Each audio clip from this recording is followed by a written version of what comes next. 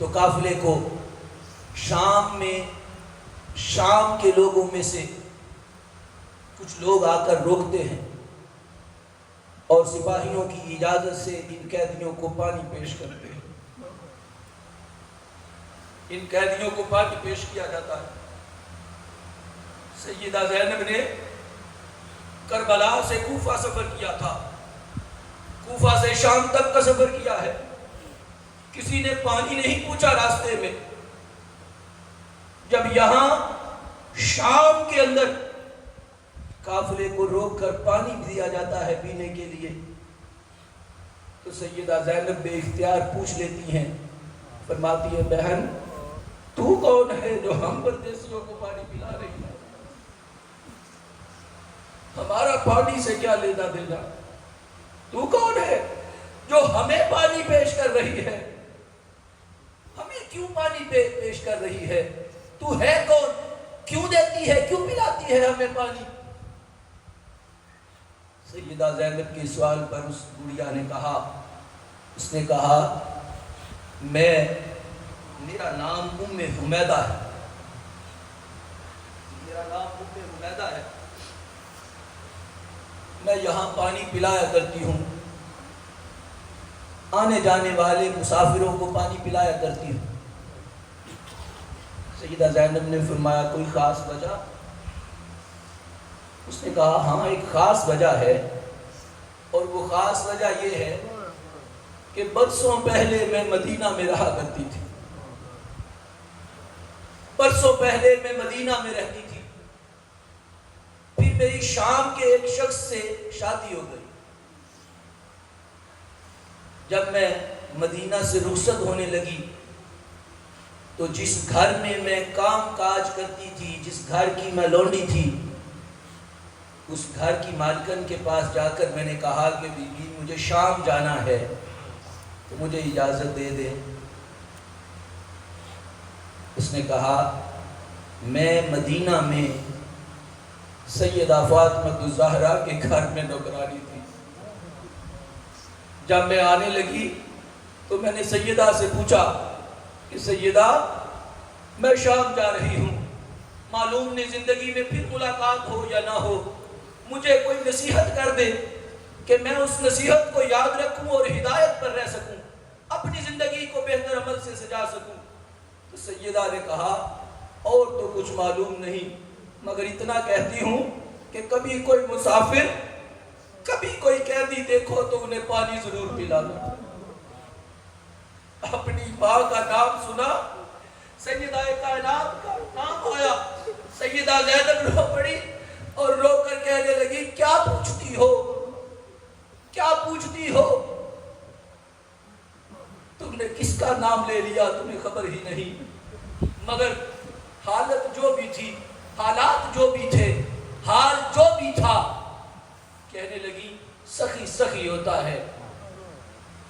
حالات جو بھی تھے مگر دل کی سخاوت تو نہیں جاتی نا. دل کی سخاوت کون چھین سکتا ہے؟ سیدہ زینب نے فرمایا تو نے ہمیں پانی پلایا ہے، بتا کوئی دل کی خواہش ہے تو پیش کر. اس نے کہا ایک ہی خواہش ہے، جب میں مدینہ سے آئی تھی تو حسن و حسین چھوٹے چھوٹے تھے. ایک ہی خواہش ہے، جب میں آئی تھی تو سیدہ کائنات کی گود میں ایک بیٹی تھی جس کا نام زینب تھا. ایک ہی خواہش ہے، اللہ سے دعا کرتی ہوں کبھی ان کی زیارت ہو جائے، کبھی انہیں دیکھنا مل جائے. سیدہ زینب نے فرمایا اچھا تو دیکھنا چاہتی ہے، تو نے سوال ہم سے کیا ہے، تو نے سوال ہی ان سے کیا ہے جن سے سوال کر کے کوئی خالی نہیں جاتا. تو حسین کو دیکھنا چاہتی ہے، وہ سر جو سارے سروں میں آگے چل رہا ہے وہ حسین کا ہے، اور تو زینب سے ملنا چاہتی ہے تو تیرے سامنے زینب بیٹھی، تیرے سامنے زینب بیٹھی. ام حمیدہ نے یہ منظر دیکھا تو کہنے لگی یہ کیا ہوا، یہ کیسے ہو گیا؟ سیدہ زینب نے فرمایا باتوں میں نہ جا، کیسے ہو گیا؟ بس ہو گیا ہے، تیرے سامنے ہے سب کچھ جو ہو چکا. جس حال میں ہے وہ بھی تیرے سامنے ہے۔ اب وہ ام حمیدہ جو حبشیوں نسل تھی اس قافلے کے ساتھ چل پڑی، یزید کے دربار میں قافلہ پہنچا۔ بہت لمبی باتیں ہیں مگر سب باتوں کا وقت نہیں ہے، دامن وقت بڑا مختصر سا ہے۔ یزید کا دربار ہے، یزید کے دربار میں بات چلتے چلتے سیدہ زینب پر آ گئی۔